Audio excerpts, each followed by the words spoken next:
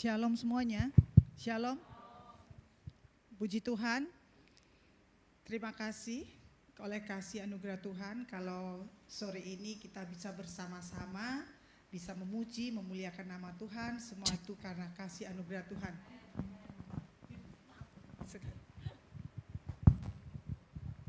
Saya ucapkan terima kasih kepada Tuhan Yesus, juga kepada Ibu Vivi selaku gembala di tempat ini dan Ibu Soni beserta pengurus yang sudah memberikan kesempatan kepada saya untuk kembali berada di tempat ini bersama-sama belajar merenungkan firman Tuhan. Pertama kali saya mendapatkan tema ini, saya jujur saja saya itu agak bingung. Karena saya mendapatkan dari Ibu Vivi itu kira-kira 1,5 bulan yang lalu dan saya itu tidak melihat kalender. Saya tidak tahu kalau hari ini bertepatan atau April ini bertepatan dengan Jumat Agung dan Paskah, Ibu-ibu. Jadi waktu itu saya berpikir ini tema apa ya yang harus saya sampaikan. Karena judulnya firman Tuhan itu adalah di perikopnya, Yesus menampakkan diri di jalan ke Emmaus. Tapi setelah saya renungkan, ternyata tema ini ada hubungannya dengan Paskah, dengan Jumat Agung dan Paskah. Dan yang membuat saya lebih deg-degan itu ibu-ibu, ternyata di hari Jumat malam, doa malam di tempat ini, itu Bapak Gembala saya, Bapak Yakub Trihandoko, atau Bapak YTH, itu menyampaikan tema yang sama. Jujur aja, ngeri-ngeri sedap buat saya. Saya agak sedikit, wah ini Bapak Gembala saya udah menyampaikan kalau saya ini bagaimana ya, tapi puji Tuhan, apa yang saya sampaikan sore ini setelah saya kalibrasi dengan khotbah beliau, ya jatuhnya tidak jauh berbeda. Puji Tuhan ya ibu-ibu ya. Waktu itu saya tidak bisa hadir karena saya ada di barat, jadi cuma lewat online streaming ya. Jadi Bapak Ibu atau Ibu-ibu yang saya kasihi, sebelum kita masuk ke tema renungan sore ini, saya ingin mengucapkan selamat Jumat Agung dan Paskah. Kiranya kita belajar mengasihi seperti Kristus ya, setia dalam proses dan percaya pada rencana Tuhan yang indah. Sore ini saya ingin mengajak ibu-ibu untuk membaca di Lukas 24 ayat 13 sampai 35. Dan renungan sore ini saya berikan judul dari kekecewaan menuju ke pengharapan. From despair to hope. Dari kekecewaan menuju ke pengharapan. Sudah siap ibu-ibu? Lukas 24 ayat 13 sampai 35. Kita baca bergantian, saya ayat yang ke-13, berikutnya ibu-ibu. Mungkin Ibu Yen bisa bantu untuk melit atau memimpin ibu-ibu di tempat ini ya. Ada, boleh ya Bu ya. Jadi supaya tidak. Lukas 24 ayat 13 sampai 35. Yesus menampakkan diri di jalan ke Emmaus. Pada hari itu juga 2 orang dari murid-murid Yesus pergi ke sebuah kampung bernama Emmaus yang terletak kira-kira 7 mil jauhnya dari Yerusalem. 14. Dan mereka bercakap-cakap tentang segala sesuatu yang telah terjadi. Ketika mereka sedang bercakap-cakap dan bertukar pikiran, datanglah Yesus sendiri mendekati mereka, lalu berjalan bersama-sama dengan mereka. Tetapi ada sesuatu yang menghalangi mata mereka sehingga mereka tidak dapat mengenal dia. 17, Yesus berkata kepada mereka, apakah yang kamu percakapkan sementara kamu berjalan? Maka berhentilah mereka dengan muka muram. 18, seorang dari mereka namanya Kleopas menjawabnya, satu-satu orang asing yang tidak tahu apa yang terjadi di situ pada hari-hari belakangan ini. 19, katanya kepada mereka, apakah itu? Jawab mereka, apa yang terjadi dengan Yesus orang Nazaret? Dia adalah seorang nabi yang berkuasa dalam pekerjaan dan perkataan di hadapan Allah dan di depan seluruh bangsa kami.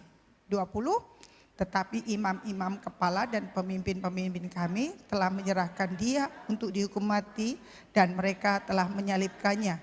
21, padahal kami dahulu mengharapkan bahwa dialah yang datang untuk membebaskan bangsa Israel, tetapi sementara itu telah lewat 3 hari sejak semuanya itu terjadi. 22, tetapi beberapa perempuan dari kalangan kami telah mengejutkan kami, pagi-pagi buta mereka telah pergi ke kubur. dan tidak menemukan mayatnya. Lalu mereka datang dengan berita bahwa telah kelihatan kepada mereka malaikat-malaikat yang mengatakan bahwa ia hidup. 24. Pergi ke kubur itu dan mendapati bahwa memang benar yang dikatakan perempuan-perempuan itu, tetapi dia tidak melihat mereka. 25. Lalu ia berkata kepada mereka, "Hai kamu orang bodoh, betapa lambannya hatimu sehingga kamu tidak percaya segala sesuatu yang telah dikatakan para nabi." 26. Bukankah Mesias harus menderita semuanya itu untuk semua masuk ke dalam kemuliaannya? 27. Lalu ia menjelaskan kepada mereka apa yang tertulis tentang dia di dalam seluruh kitab suci, mulai dari kitab Musa dan segala kitab nabi-nabi. 28. Mereka mendekati kampung yang mereka tuju, lalu ia berbuat seolah-olah hendak meneruskan perjalanannya. 29. Tetapi mereka sangat mendesaknya, katanya, "Tinggallah bersama-sama dengan kami, sebab hari telah menjelang malam dan matahari hampir terbenam." Lalu masuklah ia untuk tinggal bersama-sama dengan mereka. 30. Waktu ia duduk makan dengan mereka, ia mengambil roti, mengucap berkat, lalu memecah-mecahkannya dan memberikan kepada mereka. 31. Ketika itu terbukalah mata mereka dan mereka pun mengenal dia, tetapi ia lenyap dari tengah-tengah mereka. 34. Kata mereka itu, "Sesungguhnya Tuhan telah bangkit dan telah menampakkan diri kepada Simon." 35. Kita sama-sama.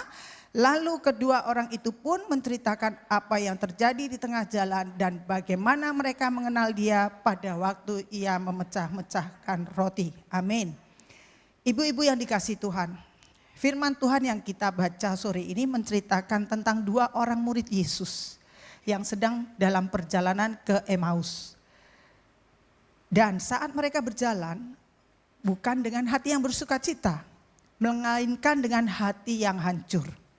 Harapan mereka itu seolah-olah mati bersama dengan Yesus di atas kayu salib. Mereka berpikir bahwa semuanya sudah selesai, semuanya sudah gagal. Apa benar ibu-ibu? Kalau jujur dalam hidup ini, kita semua pasti pernah merasa ada di titik seperti itu. Kita semua pasti pernah merasa kecewa. Kita pasti pernah merasa gagal. Kita pernah merasa hancur hati sampai kadangkala kita tidak ada nafsu makan, tidak mau makan. Kita pasti pernah merasa, "Tuhan, Engkau di mana?" Betul ya ibu ya? Kadangkala kita sempat atau pernah bertanya seperti itu. Nah, firman Tuhan sore hari ini mengajarkan kepada kita bahwa bisa jadi Tuhan itu sebetulnya tidak jauh. Tuhan itu justru dekat dengan kita dan ada bersama kita. Tapi hati kita ini yang tidak menyadarinya, seperti firman Tuhan yang kita tadi baca. Padahal Tuhan itu ada di tengah-tengah kekecewaan bersama dengan kita. Ibu-ibu yang dikasihi Tuhan, mengapa kita tidak merasakan Tuhan? Kira-kira pernah tidak ibu-ibu seperti itu? Seolah-olah bahwa Tuhan itu tidak ada. Dua orang ini adalah murid Yesus, ibu-ibu. Dua orang ini bukan orang biasa. Mereka itu bukan orang luar. Mereka itu ada di ring satunya Tuhan. Yang setiap harinya itu bersama dengan Tuhan kehidupannya. Yesus. Bahkan saat Yesus berjalan bersama mereka, mereka tidak mengenalnya. Dan bersama mereka tidak mengenalnya. Sungguh ironis bukan? Sungguh ironis bukan? Sungguh ironis. Kadangkala mungkin kita bisa seperti itu ya ibu-ibu ya. Pertanyaannya, mengapa saat Yesus berjalan bersama mereka, mereka tidak mengenalnya? Mari kita pelajari dari firman Tuhan tadi. Yang pertama, karena hati mereka dipenuhi dengan kekecewaan. Dalam Lukas 24 ayat 17 dikatakan bahwa wajah mereka muram. Ibu-ibu yang dikasihi Tuhan, kalau dari tempat ini saya itu bisa melihat wajah ibu-ibu loh dengan jelas. Mungkin ibu juga bisa melihat wajah saya juga dengan jelas, pasti ya. Saya bisa melihat ibu ini kira-kira wajahnya sedang muram tidak. Ibu ini sedang ada pikiran tidak, sedang happy tidak, sedang mengantuk tidak. pasti kita bisa melihat satu sama lain. Betul ya Ibu-ibu ya? Jadi saat itu Yesus berkata kepada mereka, apakah yang kamu percakapkan sementara kamu berjalan? Maka berhentilah mereka dengan muka muram. Jelas sekali di Alkitab dicatat muka mereka muram. Artinya hati mereka itu sedang sedih. Mereka sedang kecewa. Mereka kehilangan harapan. Dan salah satu dari mereka yang bernama Kleopas berkata, adakah engkau satu-satunya orang asing di Yerusalem yang tidak tahu apa yang sedang terjadi belakangan hari ini? Apakah itu, tanya Yesus?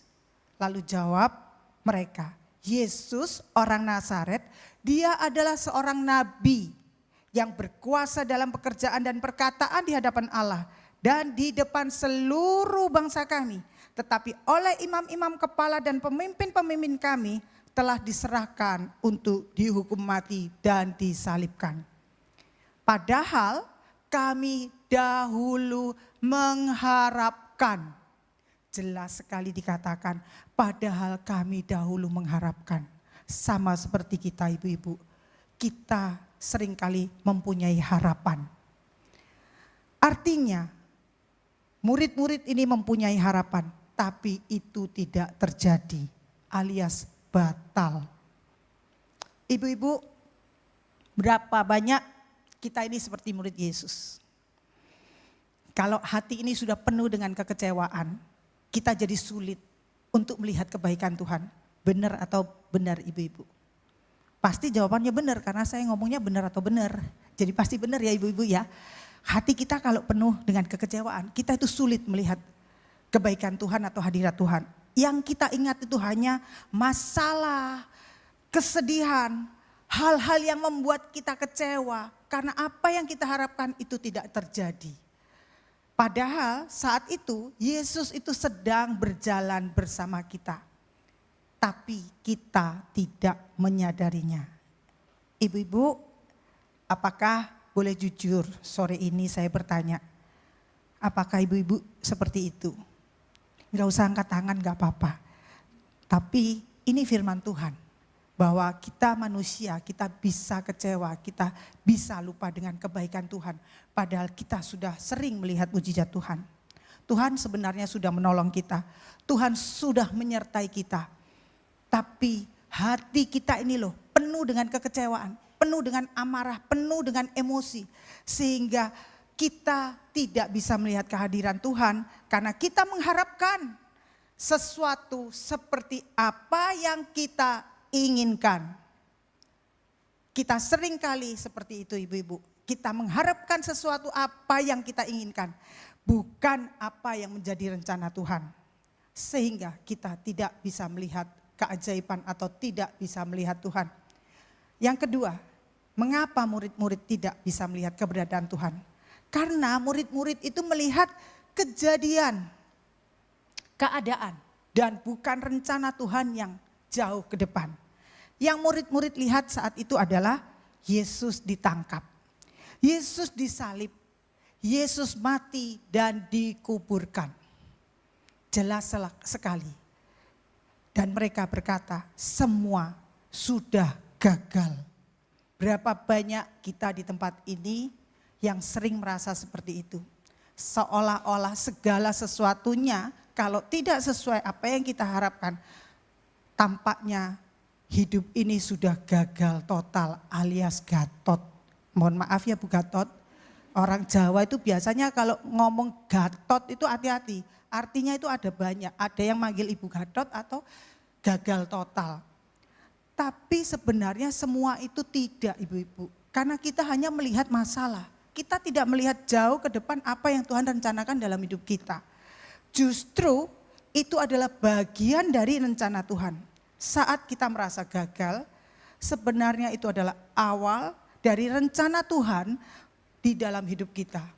Saat kita merasa gagal, itu tanda kita menyerahkan diri dan merendahkan diri di hadapan Tuhan. Saat kita tidak berdaya, di situ mujizat Tuhan dinyatakan. Ibu-ibu, wajar ya kalau kadang kala kita begitu. Kalau usaha atau keinginan gagal, kita bilang Tuhan itu tidak bisa menolong. Bahkan ada yang bilang, Tuhan tuh tidak sanggup menolong kalau masalahnya seperti ini. Jadi kalau sama Tuhan tuh ada level tingkatannya. Seperti level 1 pedas, level 2 agak pedas, level 3 pedas sekali. Jadi sama Tuhan tuh ada yang merasa bahwa Tuhan tuh punya tingkat level kesulitan seperti itu. Apa seperti itu ibu-ibu? Tidak ya, saya percaya ibu-ibu di sini mengenal firman Tuhan, ibu-ibu pasti akan tahu bahwa Tuhan itu sanggup menolong sedangkan segala persoalan masalah kita. Kalau doa kita belum dijawab, kita bilang Tuhan itu diam. Bahkan ada yang mengatakan Tuhan itu tidak mendengar. Ini kejadian benar ibu-ibu. Saya pernah ada seorang ibu itu bercerita kepada saya bahwa suaminya itu marah. Saya pikir marah sama ibu ini. Ternyata dia ngomong, suami saya itu marah sama Tuhan bu. Loh kenapa? Kok bisa marah sama Tuhan? Saya tanya begitu.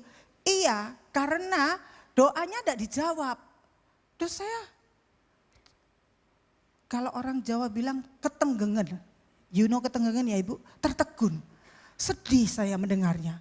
Saya kok bisa ya? Ini anak Tuhan loh, bukan orang yang tidak mengenal Tuhan. Setiap harinya beliau ke gereja. Setiap harinya beliau bisa memuji, memuliakan nama Tuhan. Tapi dia bilang begitu sama saya. Saya cuman tertegun, saya lihat sampai saya bertanya, Ibu, apakah Ibu tidak pernah mengingat kebaikan Tuhan? Ya iya sih, saya tahu Tuhan itu baik. Loh terus kenapa waktu suami bicara seperti itu ibu tidak memberikan sanggahan atau tidak memberikan pembelaan sedikit bu? Ya piye bu, orang memang Tuhan tidak jawab doanya.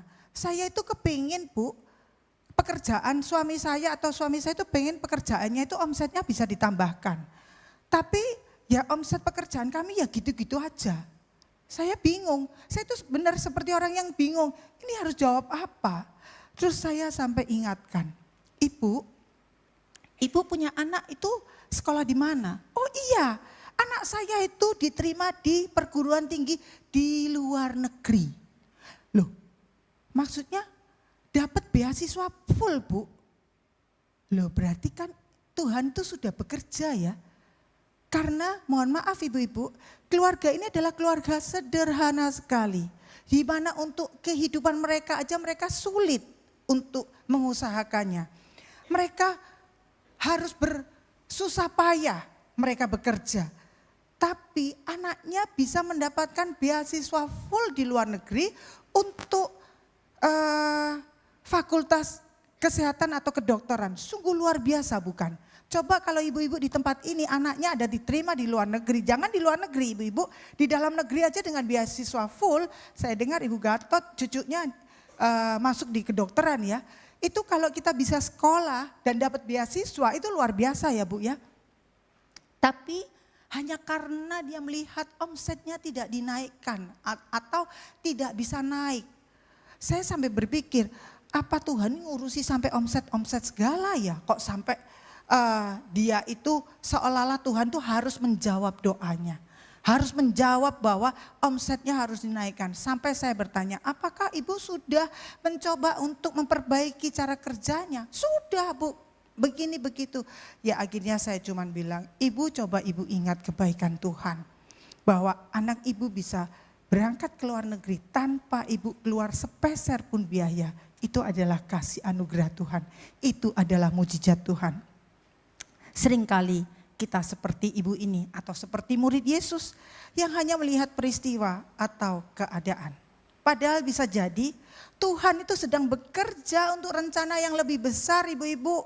Ibu ini tidak melihat bahwa anaknya sekolah mendapatkan beasiswa di luar negeri itu untuk menjadi seorang dokter yang mungkin suatu hari ke depannya kalau dia benar anaknya hidup benar di hadapan Tuhan, dia akan menjadi orang yang luar biasa.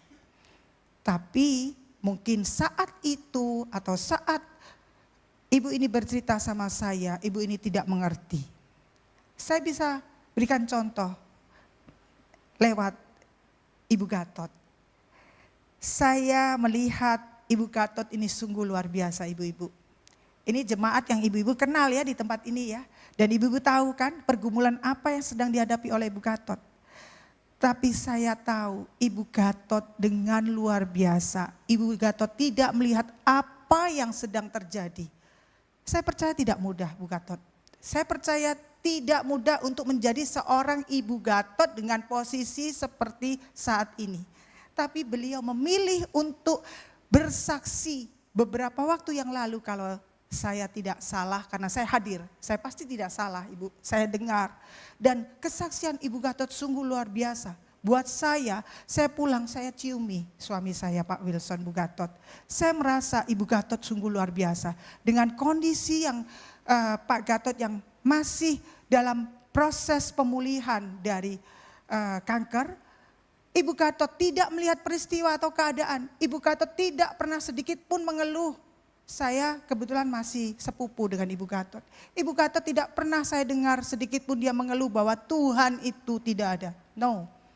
Tapi yang diceritakan hanya kebaikan-kebaikan Tuhan. Bahkan bersaksi di tempat ini bahwa dia akan tetap merawat dan mencintai suaminya sampai selama-lamanya. Sungguh luar biasa ibu-ibu. Mari kita belajar untuk kita melihat ke depan, tidak melihat keadaan. Kita harus bisa menjadi terang bagi orang-orang sekitar kita. Tidak mudah, karena saya tahu sebagai ibu rumah tangga, belum lagi dia harus menjalankan tugas sebagai ibu negara. Belum lagi kalau keadaan kondisinya drop, pasti sulit. Tapi Ibu Gatot memilih untuk tetap melihat bahwa ada rencana Tuhan yang luar biasa dalam hidupnya dan keluarga besarnya. Ibu-ibu, Tuhan itu memulihkan kita melalui firman-Nya. Hal yang sangat indah dalam pembicaraan firman Tuhan tadi di dalam Lukas 24 ayat 27-29 dikatakan bahwa Yesus tidak meninggalkan murid-murid atau kita. Walaupun kita itu sedang kecewa. Walaupun kita sedang tidak mengerti bahwa kita itu berjalan dengan Tuhan. Yesus tetap mendekat dan berjalan bersama mereka. Di dalam Lukas 24-27 dikatakan, lalu ia menjelaskan kepada mereka apa yang tertulis tentang dia di dalam seluruh kitab suci. Mulai dari kitab-kitab Musa dan segala kitab nabi-nabi. Mereka mendekati kampung yang mereka tuju, lalu Yesus berbuat seolah-olah hendak meneruskan perjalanannya. Tetapi mereka sangat mendesaknya, katanya, tinggallah bersama-sama dengan kami. Sebab hari telah menjelang malam dan matahari hampir terbenam. Lalu masuklah Yesus untuk tinggal bersama-sama dengan mereka. Tuhan itu selalu melawat kita lewat firman-Nya. Apa yang dilakukan oleh Tuhan saat itu? Saat kita merasa kecewa, saat kita tidak mengerti kehadiran Tuhan. Di dalam Lukas 24 ayat 25 dikatakan, Tuhan itu menegur mereka. Seolah Tuhan itu sedang marah. Dengan mengatakan, hai kamu orang bodoh, betapa lambannya hatimu. Sehingga kamu tidak percaya segala sesuatu yang telah dikatakan para nabi. Kesannya dari ayat firman ini, Tuhan itu marah ya. Sampai mengatakan, hai kamu orang bodoh. Biasanya kalau tiba-tiba ada orang yang menegur kita dengan kata-kata seperti itu, apa respon kita? Kita pasti marah dong, enak aja. Kamu itu siapa? Beraninya mengatakan saya bodoh. Tapi dalam hal ini murid Yesus tidak melakukan hal itu ibu. Mereka tidak marah. Tidak membalas perkataan bodoh itu. Karena saya percaya murid-murid itu meskipun dia tidak mengerti arti kehadiran Tuhan bersama dia. Dia itu pasti pernah mendengar firman Tuhan. Sehingga dia lambat untuk berkata-kata. Karena di dalam firman Tuhan diajarkan hendaklah setiap orang cepat untuk mendengar dan lambat untuk berkata-kata. Dan juga lambat untuk marah. Puji Tuhan, murid-murid ini masih mengingat tentang ajaran firman Tuhan. Coba bayangkan kalau murid-murid itu hatinya sudah kecewa. Sudah jauh-jauh kesel orang Jawa bilang. Capek, bukan hanya capek di raganya karena berjalan jauh, tapi hatinya juga sedang capek. Tiba-tiba ada yang datang dan nimbrung, lalu bertanya. Dan setelah dijawab, jawabannya malah dibodoh-bodohkan. Dari firman Tuhan ini kita bisa belajar bahwa murid-murid Yesus saat dikatakan oleh Yesus, "Hai kamu orang bodoh," mereka tidak bereaksi emosi. Mereka mendengar dengan hati yang terbuka dan bukan dengan telinga. Biasanya sering ya terjadi dalam kehidupan sehari-hari, dalam keluarga, dalam pelayanan. Kalau kita sedang berbicara atau berselisih paham, kadangkala kita itu kalau nggak sepakat pasti ada yang nyeletuk BODOH. Betul ya ibu-ibu ya? Telinga kita kalau dengar begitu tuh rasanya gemes. Rasanya kita itu pengennya bales. Tapi di sini kita belajar dari murid-murid Tuhan. Reaksi positif. Mereka tidak marah, tidak bereaksi negatif. Mereka lambat berkata-kata. Kita lebih baik lambat berkata-kata, tidak tergesa-gesa dalam berbicara. Kita lebih baik berpikir dulu sebelum kita mengucapkan sesuatu. Supaya kata-kata kita tidak melukai orang lain. Yang ketiga, kita belajar dari murid Yesus, kita harus lambat untuk marah. Kita harus bisa mengendalikan emosi.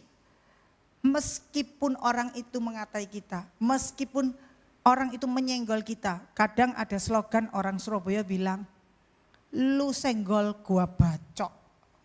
Pernah dengar ya ibu-ibu ya? Wih, luar biasa. Ini khususnya bapak-bapak, tapi ini ibu-ibu mungkin jarang dengar begitu ya. Tapi ini yang terjadi dalam kehidupan. Kadang-kala kita ada orang yang lirik kita aja kita sudah, kenapa lirik-lirik? Padahal orang itu mungkin matanya lagi sakit. Jadi kita harus lambat untuk marah, kita harus bisa mengendalikan emosi, tidak mudah tersulut. Dengan begitu dalam kehidupan sehari-hari, dalam keluarga kita tidak mudah berselisih. Dalam pelayanan pun kita menjadi lebih bijaksana. Dalam menghadapi masalah kita tidak salah bereaksi. Sehingga kita bisa belajar untuk lebih banyak mendengar daripada berbicara. Lebih bijaksana dalam merespon, lebih tenang dalam emosi. Ibu-ibu, Yesus tidak langsung membuat mujizat. Yesus tidak langsung berkata, ini loh aku Yesus, ini loh aku Tuhan. No, Tuhan tidak pernah seperti itu. Tapi Yesus mengajar melalui firman Tuhan. Dalam setiap pembelajaran firman Tuhan, pasti ada yang namanya kasih. Dan ada yang namanya teguran. Sebagai bentuk kasih. Sebagai murid Yesus, sebagai anak Tuhan, kita harus siap untuk menerima semua firman Tuhan dalam bentuk kasih maupun dalam bentuk teguran. Kasih dan teguran itu bersifat mendidik dan mendisiplinkan.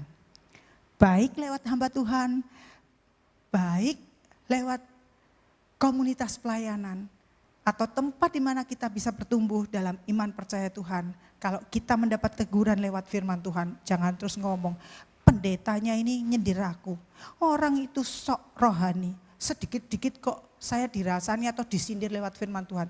Tidak ibu-ibu, karena firman Tuhan ini adalah kebenaran yang memang berasal dari Tuhan. Besi menajamkan besi, manusia menajamkan sesamanya. Mengapa murid Yesus atau kita ini harus menerima pengajaran firman Tuhan yang harus diulang-ulang? Karena masalah kita itu bukan hanya kekecewaan atau kesedihan. Tapi masalah kita itu sebenarnya kita itu tidak mengerti tentang Tuhan. Kita berpikir Yesus datang ke dunia ini untuk membuat hidup kita lebih enak. Atau membuat mujizat bagi kita. Benar ya ibu-ibu ya, seringkali kita berpikir seperti itu. Padahal Yesus itu datang untuk menyelamatkan kita dari dosa. Ibu-ibu, kadang kita datang kepada Tuhan dengan pikiran, Tuhan itu harus menjawab doa saya. Tuhan itu harus membuat hidup saya lebih baik. Benar atau benar ibu-ibu? Seringkali kita seperti itu. Tetapi firman Tuhan mengajar bahwa masalah terbesar bukan karena hidup kita susah. Bukan karena kekecewaan yang ada. Tapi dosa kita di hadapan Tuhan. Dan Yesus sudah menyelesaikan di atas kayu salib. Dia mati untuk kita, dia bangkit untuk kita. Karena itu pemulihan hidup kita ini bukan dimulai dari keadaan berubah ibu. Tapi dari hati kita mengerti akan kebenaran firman Tuhan. saat mendengar atau membaca firman Tuhan kita mulai mengerti dan perlahan hati kita dikuatkan. Berapa banyak saya tanya di tempat ini yang suka merenungkan firman Tuhan? Boleh saya tahu ya kira-kira yang setiap harinya baca firman Tuhan? Kita ini diproses loh sama Tuhan. Kita kalau mau mendengarkan suara Tuhan, kita itu harus baca firman Tuhan. Tapi seringkali kita itu berkata kan, aduh ngantuk Bu, aduh saya sudah tua mata saya enggak kelihatan, aduh saya capek Bu. Ya wajar normal tapi jangan kebangetan. Karena kita punya Tuhan itu sungguh luar biasa mengasihi kita. Kalau kita mau diproses dan berproses bersama Tuhan, kita pasti akan berkata, oh ternyata Tuhan itu ada ya. Tuhan itu tidak meninggalkan saya. Tuhan itu nyata dan Tuhan itu hidup. Ibu-ibu, setelah kita mendengar firman Tuhan, apa respon kita?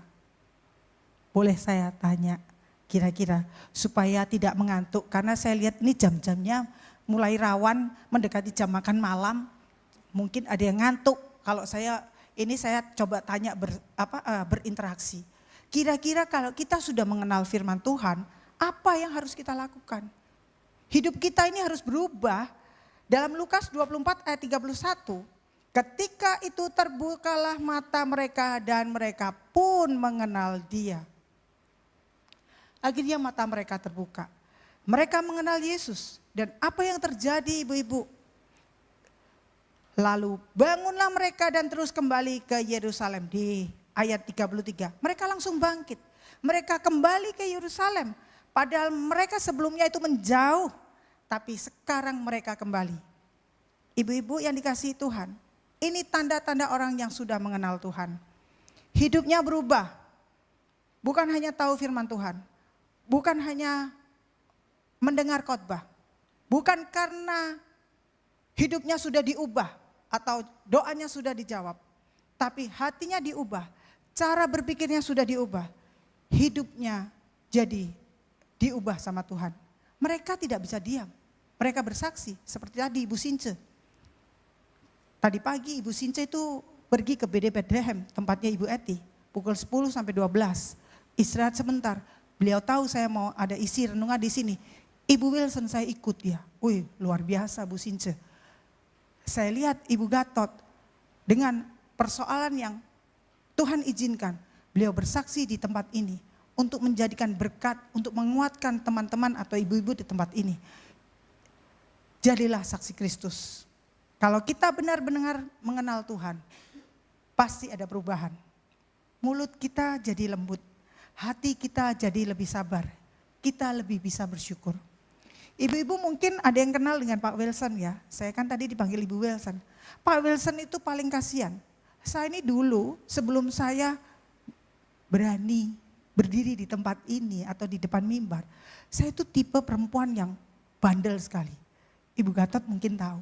Saya itu orangnya emosian. Saya nggak bisa disenggol. Saya kalau disenggol saya bisa marah. Tapi karena kasih Tuhan dan teguran Tuhan, didikan Tuhan membuat saya jadi lebih lemah lembut.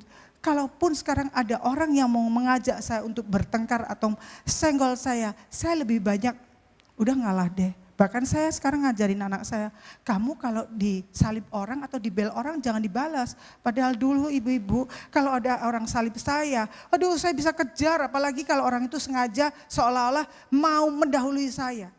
Itulah kalau kita belum mengenal Tuhan. Jadi saya harap ibu-ibu jangan mencontoh saya, itu contoh negatif. Tapi jadilah ibu-ibu yang sudah mengenal Tuhan, yang hidupnya diubahkan. Hari ini firman Tuhan mengingatkan kita bahwa Tuhan tidak pernah meninggalkan kita. Ibu-ibu diulang ya, Tuhan tidak pernah meninggalkan kita. Kekecewaan hati kita itulah yang bisa menutupi hati kita. Yang menutup hati kita untuk tidak bisa melihat rencana Tuhan. Dan firman Tuhanlah yang memulihkan kita. Kalau hari ini ibu-ibu sedang kecewa, jangan menjauh dari Tuhan. Datang kembali kepada Tuhan lewat ibadah yang sudah disediakan oleh gereja. Seperti malam ini, ibu tidak hanya datang di hari Minggu, tapi ini di hari Rabu. Betul Rabu ya ibu-ibu ya? Iya, berarti tidak ngantuk karena semua mengangguk. Carilah komunitas yang membangun, supaya iman kita dikuatkan. Baca firman Tuhan setiap hari. Ibu-ibu, saya ingatkan ya, ibu-ibu jangan merasa firman Tuhan ini tidak ada gunanya loh. Firman Tuhan ini sungguh luar biasa loh. Ibu hafalkan aja satu ayat, bukan satu pasal loh, satu ayat satu hari. Itu akan membuat otak kita ini menjadi sehat loh.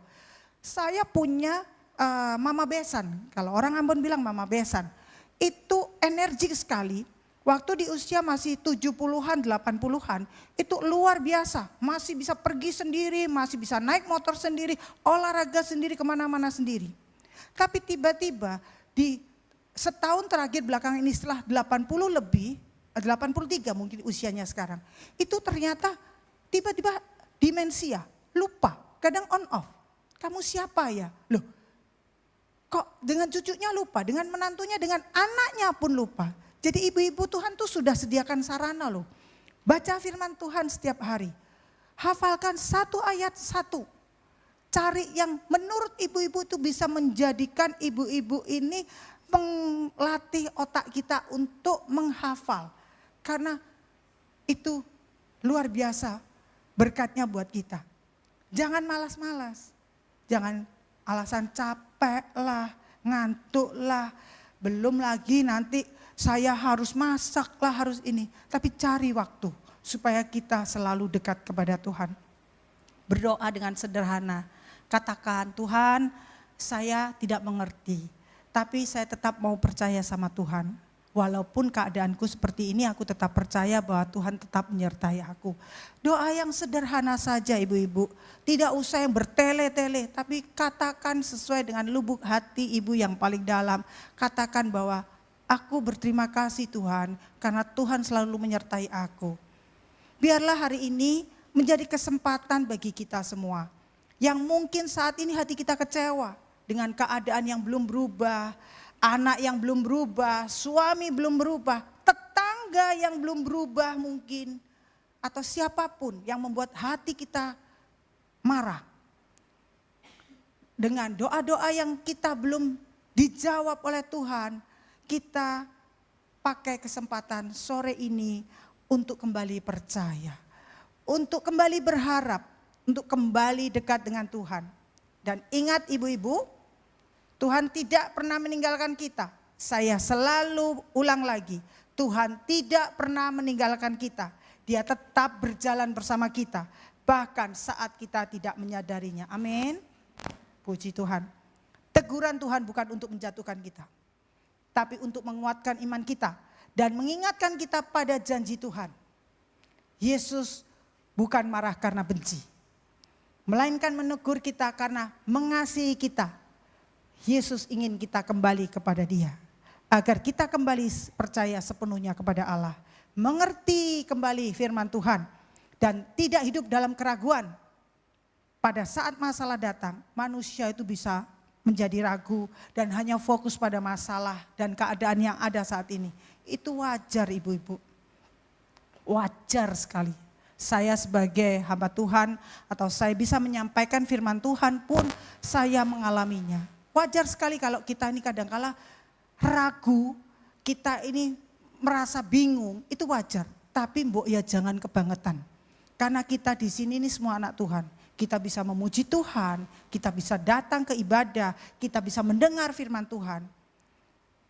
Ibu-ibu harus tetap ingat bahwa Tuhan itu baik. Saya, mungkin sebagian dari ibu-ibu sudah pernah mendengar kesaksian saya. Saya pernah sakit tumor kan, saya dipulihkan sama Tuhan.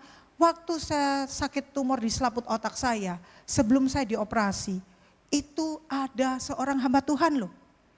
Bilang sama saya, Cik, itu rasanya penyakit Taci itu kiriman.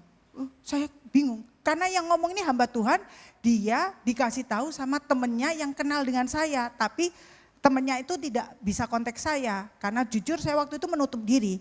Jadi hamba Tuhan ini yang menyampaikan kepada saya, kata si itu loh Ci, Taci ini penyakitnya kiriman.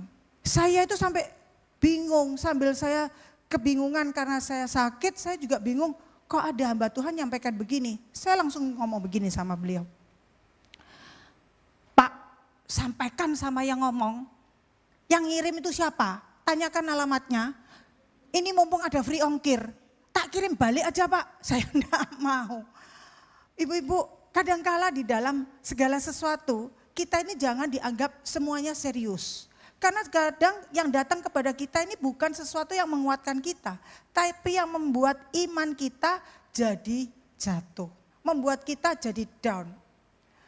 Sampai dia bilang, ke paranormal aja. Waduh, saya ngomong ini sudah enggak karu-karuan. Makanya ibu-ibu, kalau kita mendengar segala sesuatu, apalagi kalau kita dalam keadaan kecewa, kita dalam keadaan muram atau murung, jangan sembarang kita mendengar sesuatu yang tidak sesuai kebenaran firman. Kita harus filter semuanya. Ibu-ibu harus tahu mana yang baik dan mana yang benar. Dari mana? Ya baca firman Tuhan. Ketika kita membuka hati, kita akan melihat bahwa Yesus itu hidup. Dia bahkan melalui pergumulan kita. Tuhan Yesus memberkati.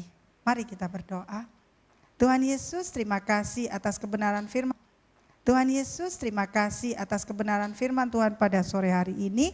Kiranya firman yang keluar dari mulut lidah bibir hamba-Mu ini tidak kembali dengan sia-sia, tetapi akan melaksanakan apa yang Tuhan kehendaki dan berhasil dalam apa yang Tuhan perintahkan untuk menggenapi kehendak Tuhan, membawa kehidupan, pengharapan dan keselamatan bagi setiap orang yang mendengarnya. Di dalam nama Tuhan Yesus Kristus kami berdoa dan mengucap syukur. Haleluya. Amin.